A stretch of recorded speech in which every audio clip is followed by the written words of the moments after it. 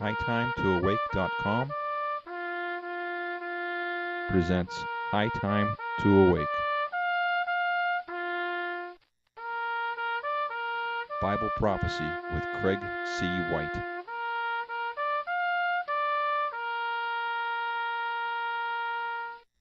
Today's study is titled Damascus is Dying. Damascus is waxed feeble and turneth herself to flee. Hi, this is Craig C. White with a High Time to Awake Bible Prophecy Update. The city of Damascus, Syria is dying. In Jeremiah chapter 49, it says that the city of Damascus will be destroyed. This has never happened in world history. But before the city is destroyed, Jeremiah 49 says that the citizens of Damascus will flee.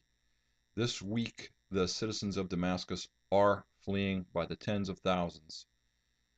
I think that Jeremiah's prophecy is unfolding before our eyes today. Also in Jeremiah chapter 49, it says that the armies of Syria will be trapped in the city or left behind in the city and will be killed in the destruction of Damascus. Jeremiah chapter 49. Damascus is waxed feeble, and turneth herself to flee, and fear hath seized on her, anguish and sorrows have taken her, as a woman in travail. How is the city of praise not left, the city of my joy? Therefore her young men shall fall in her streets, and all the men of war shall be cut off in that day, saith the Lord of hosts. And I will kindle a fire in the wall of Damascus, and it shall consume the palaces of Ben-Hadad.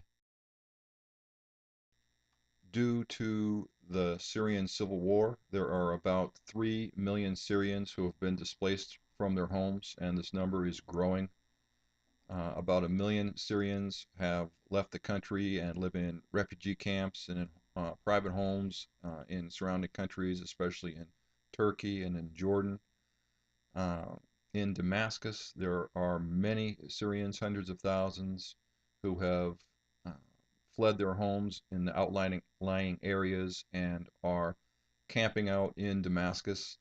There are also tens of thousands of Iraqi Christians who are taking refuge in Damascus, and as well as Palestinian refugees. And today, these people are fleeing Damascus. Jeremiah chapter 49.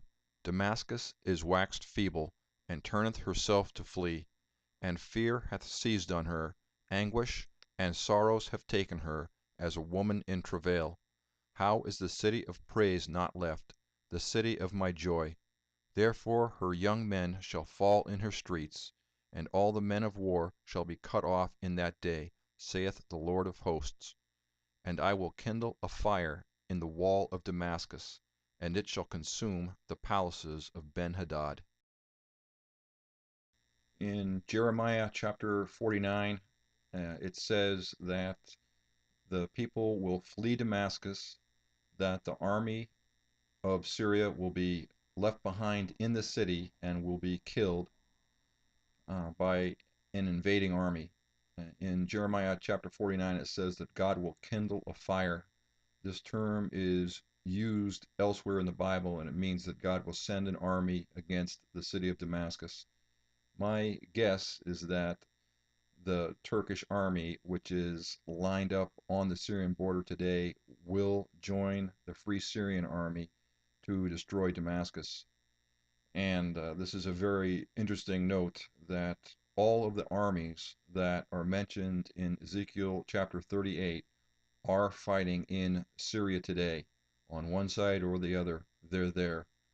And I think it's important for Christians to recognize that it is possible that after the destruction of Damascus, these armies will turn, led by a leader of Turkey, and which I believe is the Prime Minister Erdogan, and invade Israel. This invasion does not go well for the armies, but nevertheless, Ezekiel 38 may be fulfilled soon. There's a lot more to the Battle of Gog and Magog, as it's called, that I think happens much later. But the first phase of the battle could happen after the destruction of Damascus. It's important for Christians to know who is there and to realize that these events are unfolding before us. To read my full commentary, go to hightimetoawake.com. You may also contact me through the website as well as check out my new book. Thanks.